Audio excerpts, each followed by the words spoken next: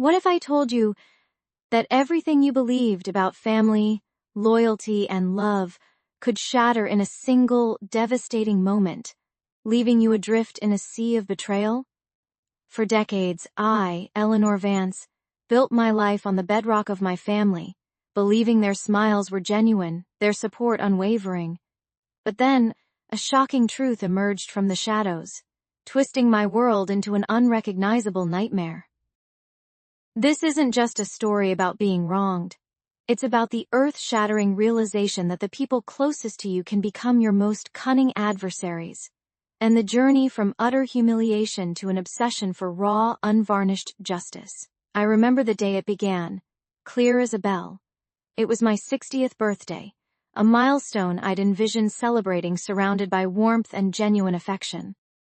Instead, I stood in my own living room, the air thick with feigned pleasantries, as my brother Robert and my sister Susan unveiled their gift.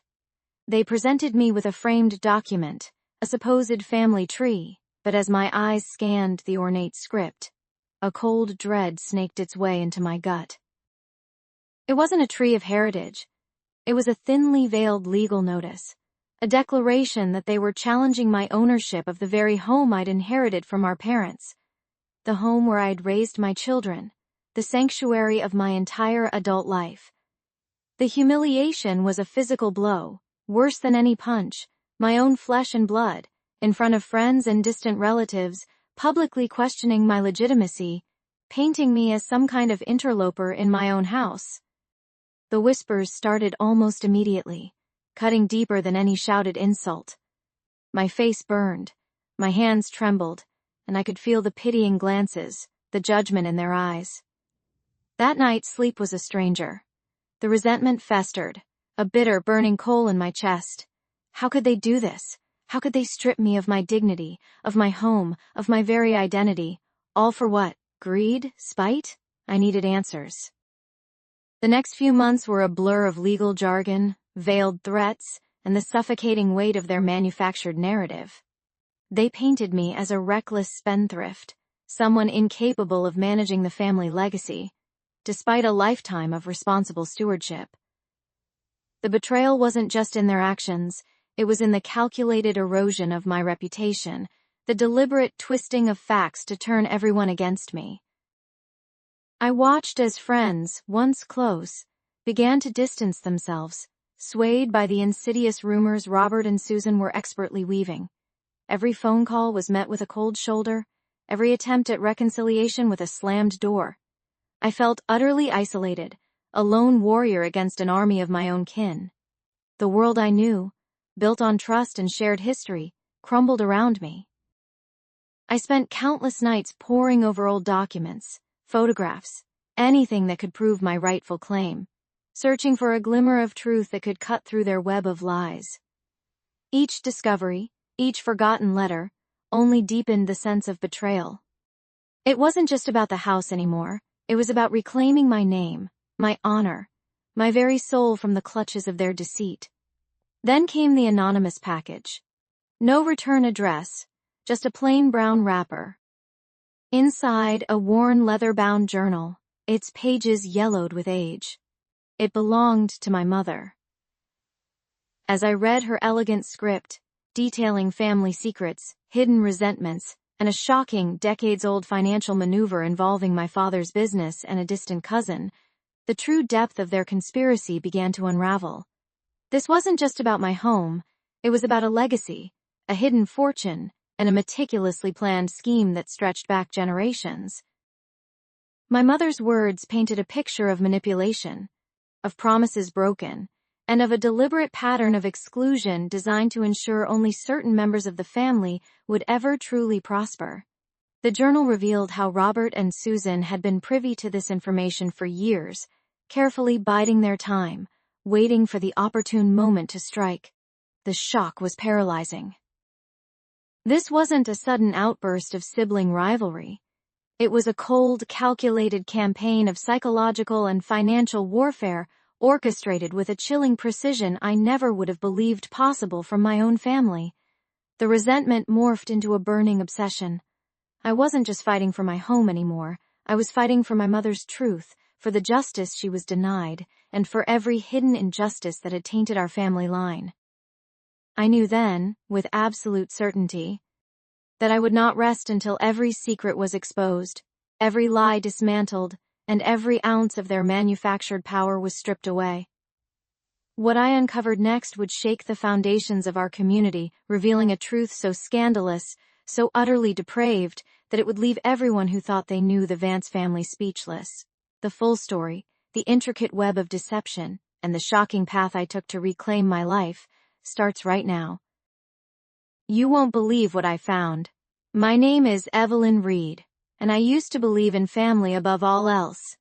That conviction, however, shattered into a million pieces the night of my father's funeral, leaving behind only the jagged shards of betrayal and a burning resentment that still scorches my soul.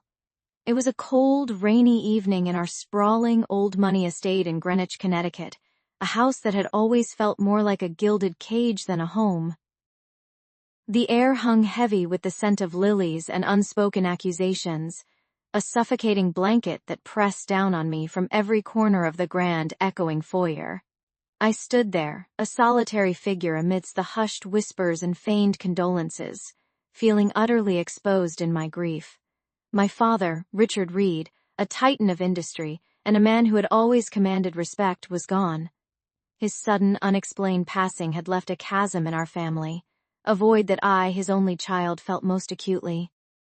Yet, as I looked around at the faces of my supposed loved ones, my stepmother, Eleanor, and her two children, Julian and Serena, I saw not shared sorrow but a chilling, almost predatory gleam in their eyes. They moved with an unsettling ease, already calculating, already positioning themselves for the spoils. The will reading, just hours after we laid my father to rest, felt less like a legal formality and more like a public execution of my inheritance. Mr. Henderson, my father's longtime attorney, cleared his throat, his voice a low rumble in the opulent study. He began to read, each word a hammer blow against my fragile state. My father's immense fortune, the Reed Enterprises empire, the very legacy I had been groomed to inherit since childhood, was to be divided. But not equally, not fairly. The bulk of it, the controlling interest in the company, the Greenwich estate, the private jet, the sprawling vineyards in Napa, all of it was bequeathed to Eleanor and her children. My share, a pittance in comparison, was a trust fund, heavily restricted, designed to keep me comfortable but utterly powerless. It was a slap in the face, a public humiliation orchestrated by the very people who were supposed to be my family. I felt the blood drain from my face, a cold wave washing over me as the reality of the situation sunk in. This wasn't just about money. It was about power, about control, about erasing me from my father's life and legacy. Eleanor, ever the picture of refined cruelty, offered a saccharine smile, her eyes glinting with triumph. Evelyn, darling, your father always wanted to ensure your security. This arrangement is for your own good, you understand. Her words, dripping with false concern, were like venom. Julian, leaning back in his leather armchair, smirked openly, a silent declaration of victory. Serena, usually more reserved, couldn't quite hide her glee, her gaze flicking between me and the document, with an almost palpable hunger. I stood there, frozen, the world spinning around me. The resentment, a small ember before, now ignited into a roaring inferno within my chest. How could my father, a man who had always championed my intellect and ambition, do this? It made no sense. He had spent years preparing me to take over the company, instilling in me the values of hard work and integrity. This abrupt, cruel dismissal felt entirely out of character, a betrayal that cut deeper than any financial loss. Later that night, unable to sleep, I wandered through the silent, cavernous halls of the house, now feeling like a stranger in my own home. My father's study, usually a sanctuary of knowledge and quiet contemplation, felt like a tomb. I ran my hand over the spine of his favorite books, the familiar scent of leather and old paper offering a fleeting comfort. It was then, amidst the lingering presence of the man I adored, that a single unsettling thought began to take root in my mind. This wasn't right. My father wouldn't have done this. Something was terribly wrong. The official cause of death had been a sudden heart attack, a narrative Eleanor had pushed with alarming speed. But my father had been meticulously healthy, a man who ran marathons and saw his cardiologist every 6 months. He had no history of heart trouble. The pieces didn't fit. The more I replayed the events of the past few weeks, the more a chilling pattern began to emerge. The hushed conversations, the sudden shift in Eleanor's demeanor, the way Julian and Serena had started treating me with thinly veiled disdain long before the will was read. A cold dread settled deep in my stomach. This wasn't just a matter of an unfair will, it was something far more sinister. My father, Richard Reed, had been a shrewd businessman, a man who anticipated every move, every contingency. He wouldn't have left me so vulnerable, so utterly dispossessed, unless he hadn't been in control. The thought, once a whisper, grew into a shout in my mind.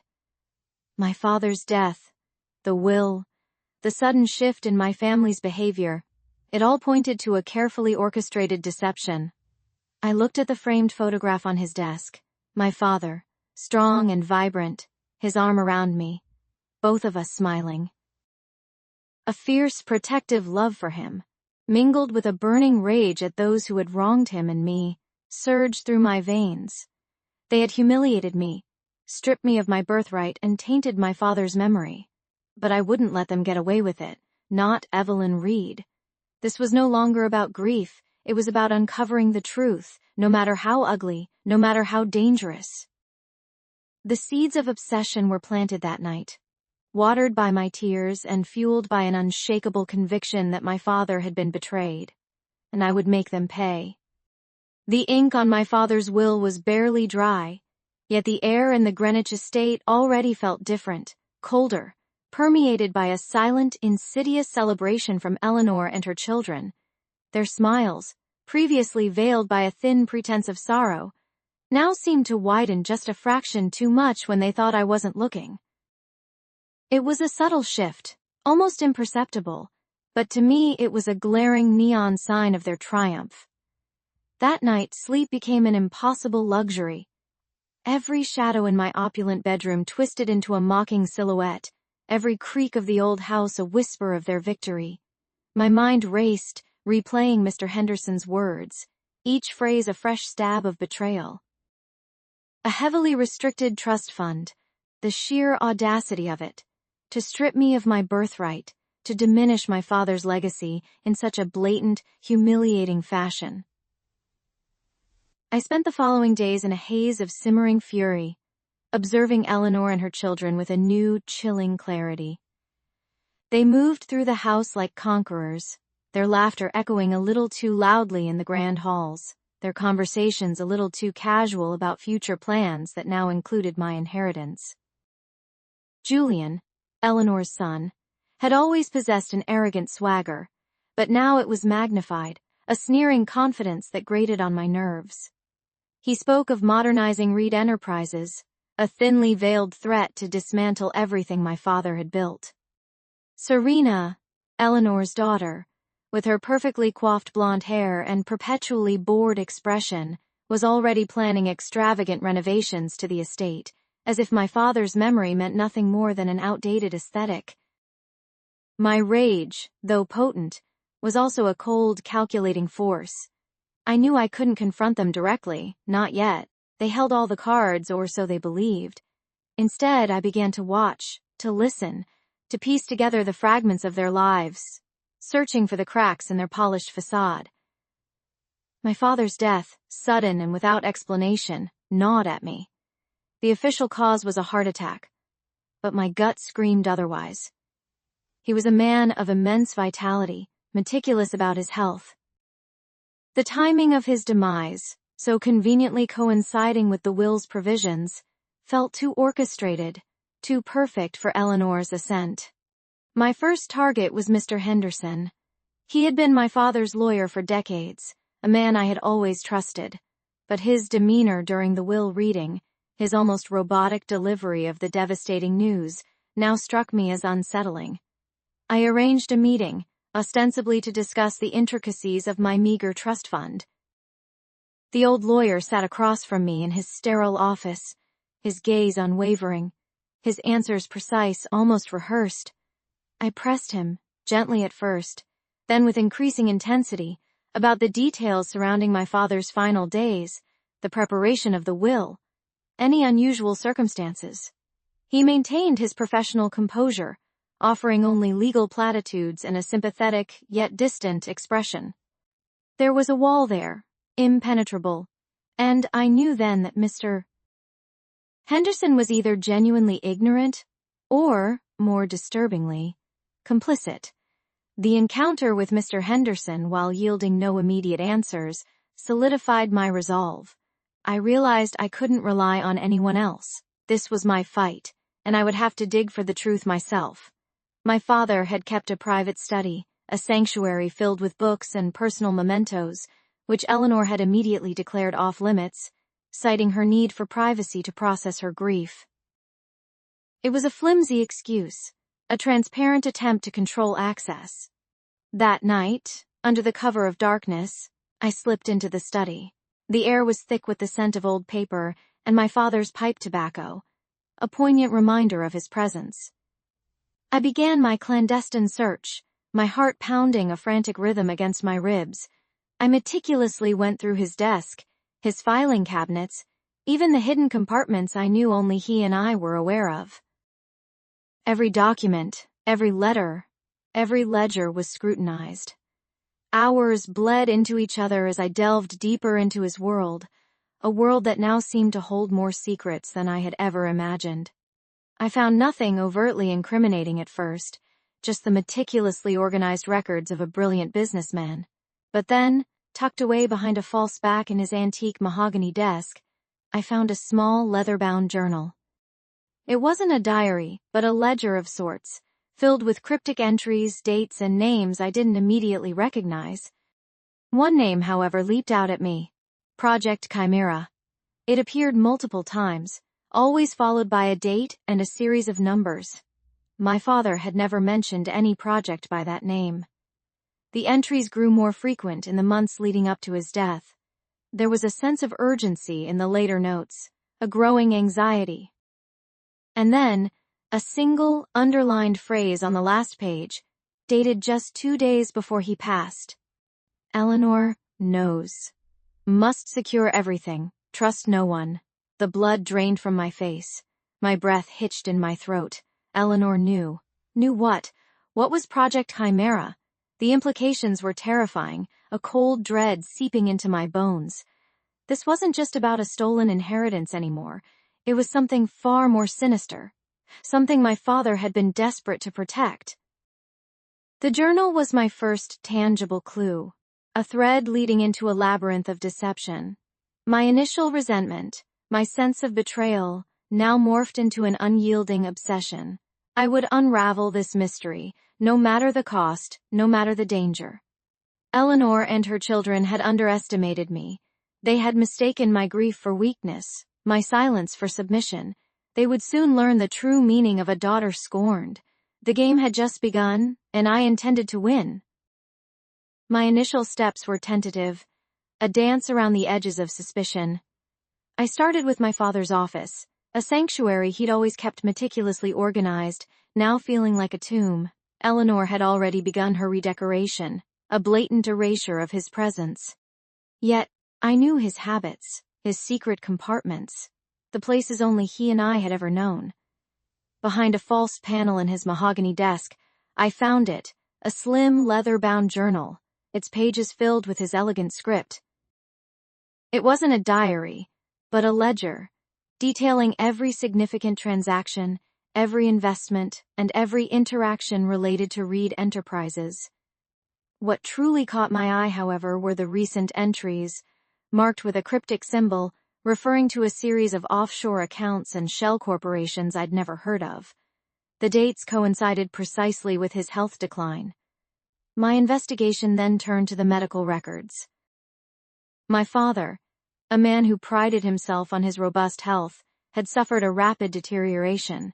The official diagnosis was a sudden, aggressive form of cancer. But something didn't sit right.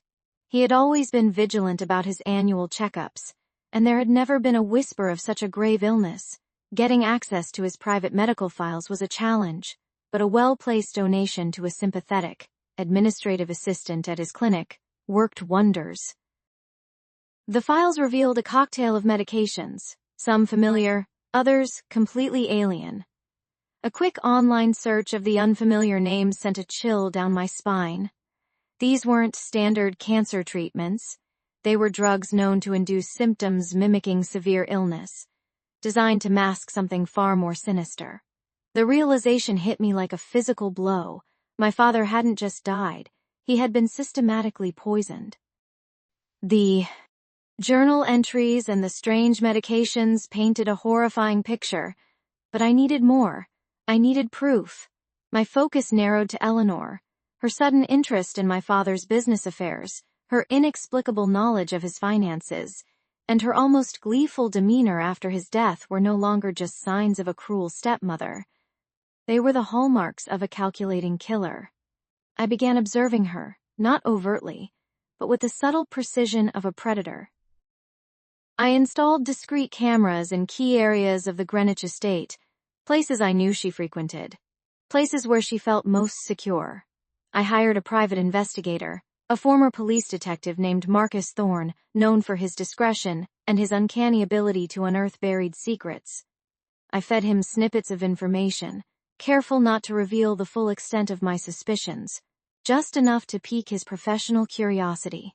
One evening, the surveillance footage yielded its first significant clue. Eleanor was on the phone in her study, her voice low, almost a whisper, but the camera's sensitive microphone picked up fragments. "It's done," she murmured. "The transfer went through without a hitch. Evelyn suspects nothing. My blood ran cold. The transfer, the offshore accounts. It was all connected. She was actively moving my father's assets, likely diverting them to her own hidden coffers, just as I had suspected. The betrayal was no longer a theory. It was a tangible, sickening reality."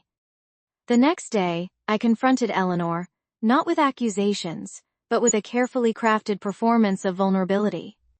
I approached her in the opulent drawing room, tears welling in my eyes, speaking of my grief and my confusion over my father's sudden illness. "Eleanor," I choked out, my voice trembling, "I just don't understand how he could have gotten so sick so fast. He was always so healthy." I watched her closely, searching for any flicker of discomfort, any telltale sign of guilt. She feigned sympathy, offering a comforting hand, her eyes betraying not an ounce of genuine emotion. "Some things are just beyond our understanding, dear Evelyn," she purred, her voice dripping with false concern. "Your father was a strong man, but even the strongest fall." Her dismissive tone, the cold indifference in her eyes, solidified my resolve. She wasn't just complicit. She was the architect of my father's demise. The confrontation, though seemingly innocuous, was a test, and she had failed spectacularly. Her composure, her practiced grief, was a mask I was now determined to rip away. I knew then that I was dealing with a master manipulator, a woman who had meticulously planned every step of her deception. This wasn't just about money, it was about power, control, and a chilling disregard for human life. The game had escalated, and I felt a new surge of adrenaline, a cold, calculating fury replacing the raw pain of grief. I was no longer just seeking answers, I was hunting a killer. My investigation took me down rabbit holes I never imagined existed, each twist more sickening than the last. I started with my father's business dealings, sifting through old ledgers and digital files, looking for anomalies. It was painstaking work, hours blurring into days, fueled by lukewarm coffee and a relentless need for answers. The company's finances, once a fortress of meticulous records, now seemed to have strange, almost imperceptible cracks. Small, recurring payments to shell corporations, untraceable offshore accounts, and sudden, unexplained dips in profit that coincided suspiciously with Eleanor's increasingly lavish lifestyle. Then came the discovery of the burner phone.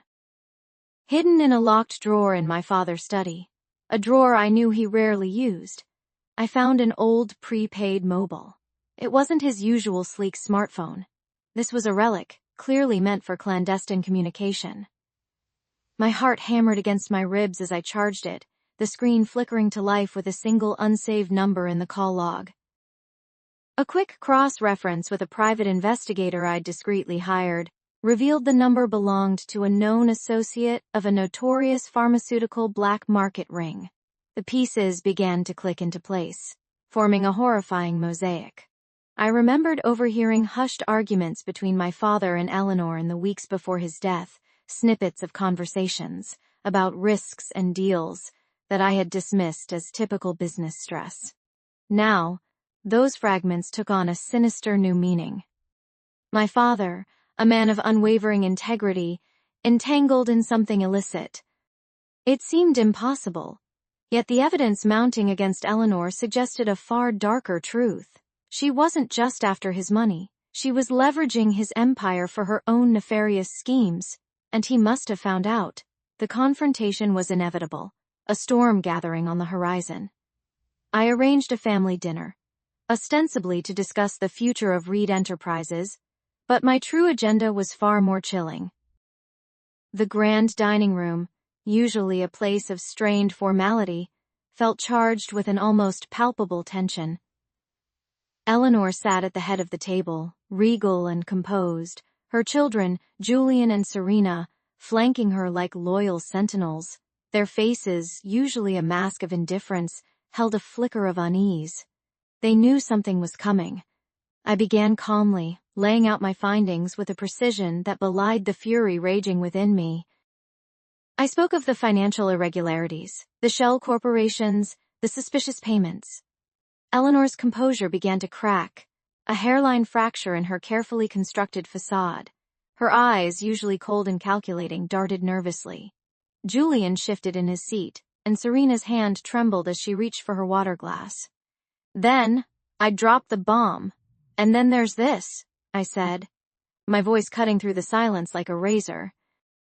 I placed the burner phone on the polished mahogany table, its dark screen a stark contrast to the gleaming silver and crystal.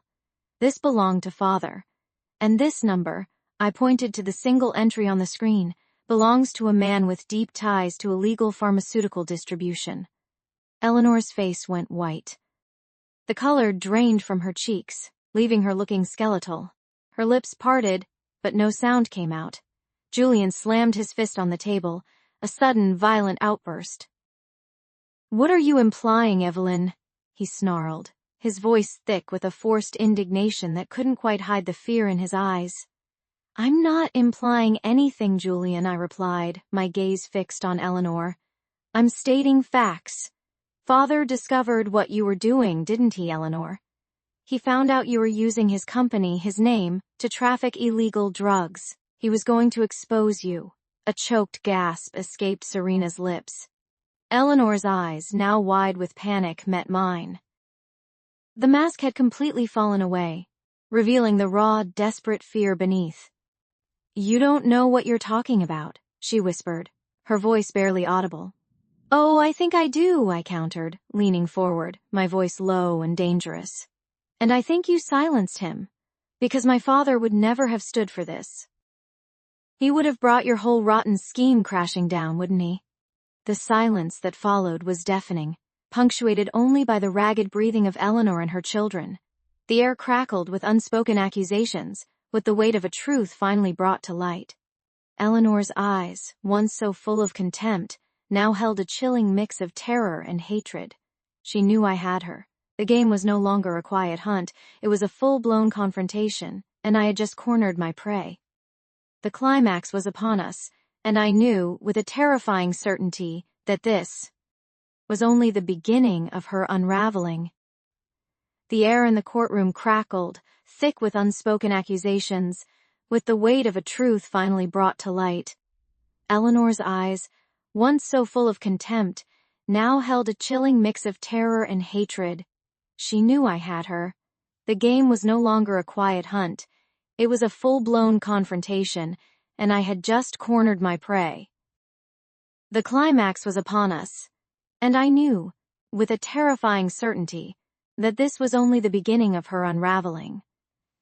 My attorney, Mr. Henderson, a man whose quiet demeanor belied a razor-sharp legal mind, presented the final piece of evidence.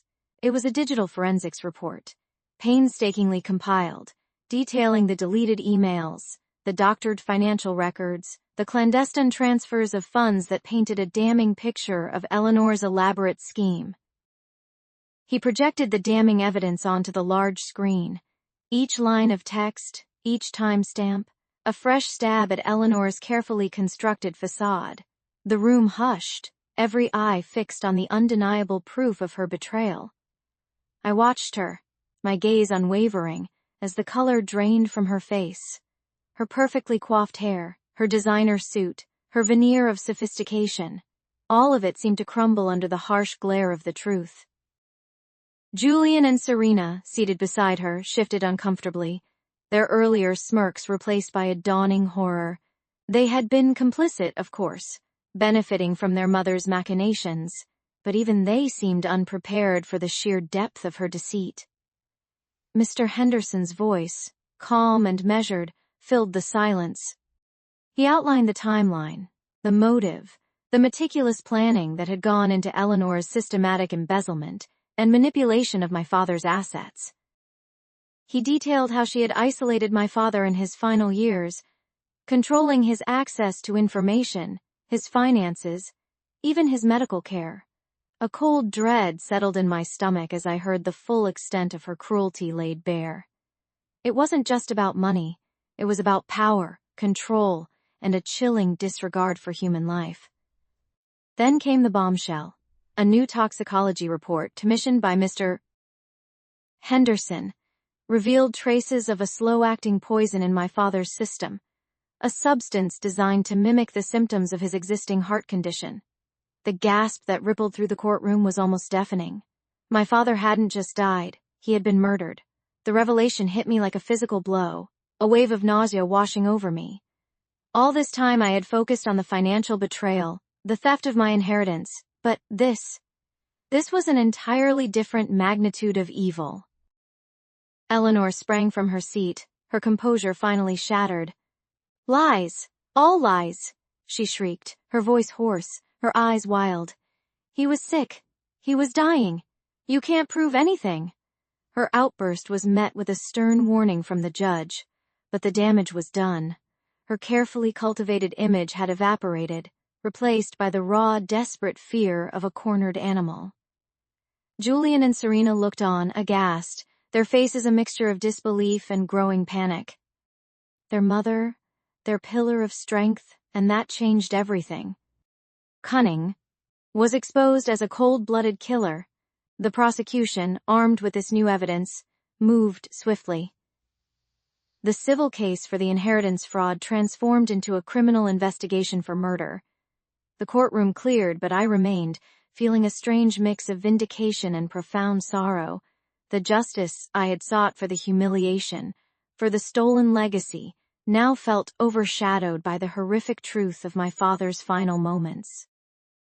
Eleanor was taken into custody, her protests echoing down the marble halls, a sound that would forever be seared into my memory.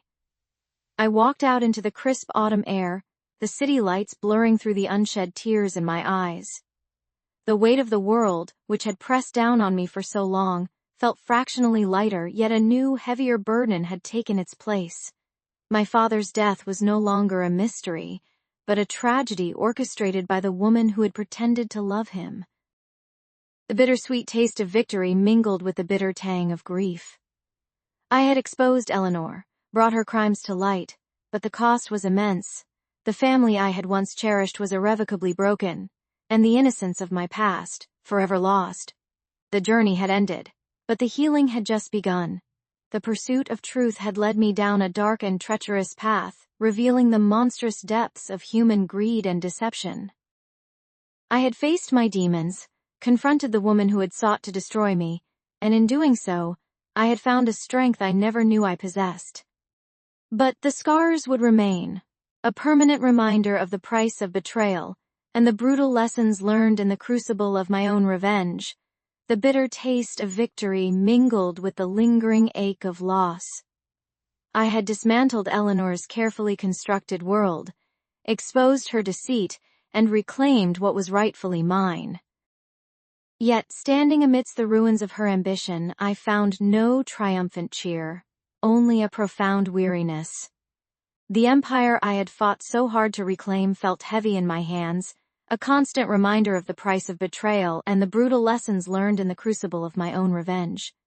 The scars would remain, a permanent reminder of the long dark path I had walked. My father's legacy, once a source of pride, now carried the indelible stain of Eleanor's treachery. The Greenwich estate, once a symbol of family, now echoed with the ghosts of past deceptions. I walked through its opulent halls, no longer seeing the grandeur, but the precise spots where Eleanor had whispered her lies, where Julian had sneered, where Serena had feigned innocence. Each room held a memory, not of warmth, but of calculated cruelty. The victory was mine, but the innocence I had lost in the process was irreplaceable. The legal battles had concluded with a resounding triumph for me. The evidence I had painstakingly gathered, the financial irregularities, the forged documents, the testimonies of former employees who had witnessed Eleanor's manipulative tactics, it had all painted an undeniable picture of her avarice. The court had ruled decisively in my favor, stripping Eleanor and her children of their ill-gotten gains. The Reed Enterprises empire was back in my control, the fortune restored, the properties returned, but the emotional toll was immense. The relentless pursuit of truth had led me down a dark and treacherous path, revealing the monstrous depths of human greed and deception. I had faced my demons, confronted the woman who had sought to destroy me, and in doing so, I had found a strength I never knew I possessed. Eleanor, once the picture of refined elegance, was now a hollowed-out shell. I saw her once, months after the verdict, across a crowded Manhattan street. She was dressed in drab, ill-fitting clothes, her once immaculate hair disheveled, her eyes vacant, the expensive handbags, the designer clothes, the air of untouchable superiority, all gone. She looked like a ghost, a specter of her former self, haunting the very city she had once sought to conquer. Julian and Serena, too, had vanished from the gilded circles they once frequented, their names now synonymous with scandal and disgrace. Their futures, once so brightly assured by Eleanor's machinations, had crumbled into dust. Watching Eleanor, I expected a surge of satisfaction, a final, definitive sense of closure. Instead, I felt a strange emptiness. The burning resentment that had fueled me for so long had finally extinguished itself, leaving behind only ashes. My revenge was complete, yet it hadn't brought the profound peace I had anticipated. It had brought justice, yes, but not the erasure of pain. The wounds inflicted by Eleanor's betrayal were deep, and even with her downfall, they continued to ache. I realized then that true closure wouldn't come from Eleanor's suffering, but from my own healing. I had spent so long consumed by the past, by the injustice, by the need to reclaim what was mine, that I had neglected my own future. The empire I now commanded required more than just a skilled hand. It demanded a clear mind, a compassionate heart, and a vision untainted by bitterness. I had to learn to live again, not as the victim of Eleanor's schemes, but as the architect of my own destiny. My first act was to establish a foundation in my father's name, dedicated to supporting young entrepreneurs from underprivileged backgrounds. It was a way to honor his true legacy, the one that valued hard work and innovation, not ruthless acquisition. I poured my energy into rebuilding Reed Enterprises, not just financially, but ethically. I implemented transparency, fostered a culture of integrity, and ensured that no employee would ever suffer the kind of manipulation I had endured. It was a slow, arduous process, but with each step, I felt a sense of purpose returning, a genuine satisfaction that surpassed any fleeting joy revenge could offer. The Greenwich estate, too, underwent a transformation. I sold off many of the ostentatious furnishings, donating them to charities. I opened parts of the grounds to local community events, transforming a symbol of exclusion into one of shared experience. The echoes of Eleanor's deceit began to fade, replaced by the laughter of children and the murmur of friendly conversation.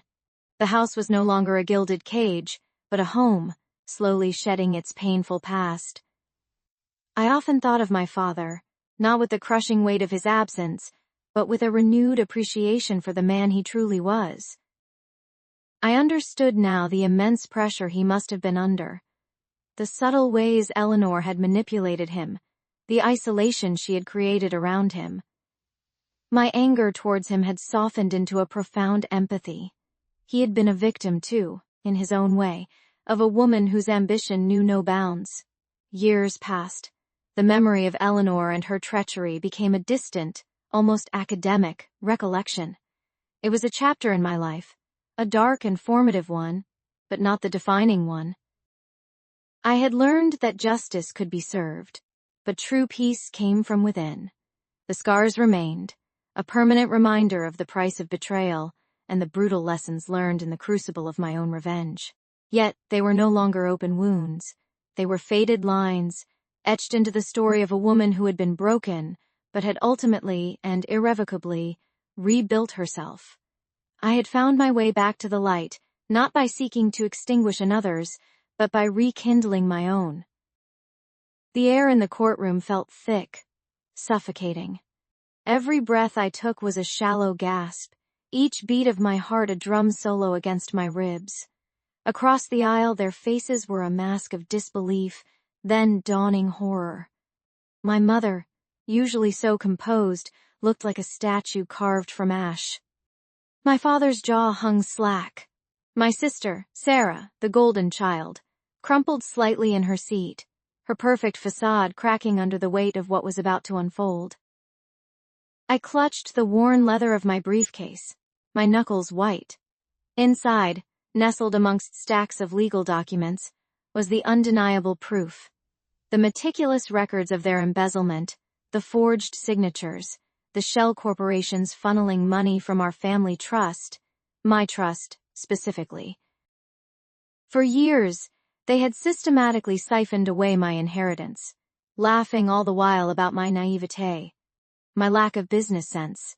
They had publicly humiliated me, ostracized me, and then quietly, ruthlessly, stolen my future. But I was no longer the foolish girl they'd dismissed. The resentment had simmered, the betrayal had burned, and the obsession had forged me into something stronger, something sharper. The judge's voice cut through the silence, a stern pronouncement of the court's findings. Each word was a hammer blow, shattering their carefully constructed world. The evidence, painstakingly gathered over months of sleepless nights and relentless investigation, was irrefutable. I had hired the best forensic accountants, the most tenacious private investigators. I had followed every lead, every whisper, every gut feeling that had gnawed at me since that fateful Thanksgiving dinner where they'd mocked my financial struggles. Then came the moment I had replayed 1,000 times in my mind. The judge looked directly at them, his gaze unwavering. Given the overwhelming evidence of fraud, breach of fiduciary duty, and grand larceny, the court finds the defendants, mother's name, father's name, and Sarah's sister's name, guilty on all counts. A gasp rippled through the gallery. My mother let out a strangled cry, her hands flying to her mouth. My father's face went crimson, a vein throbbing in his temple. Sarah just stared, her eyes wide and unseeing, as if the reality was too harsh to process.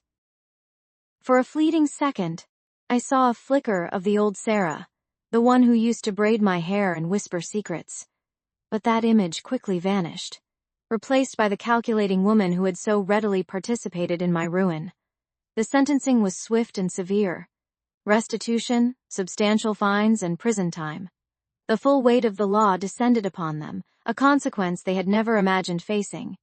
As they were led away, their faces etched with shock and despair, my mother's eyes met mine. There was no anger, no defiance, just a profound, gut-wrenching emptiness.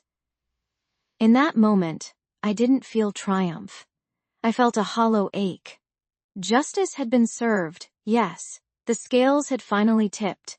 But the cost was immense. My family shattered beyond repair. The bonds of blood severed by greed and deceit.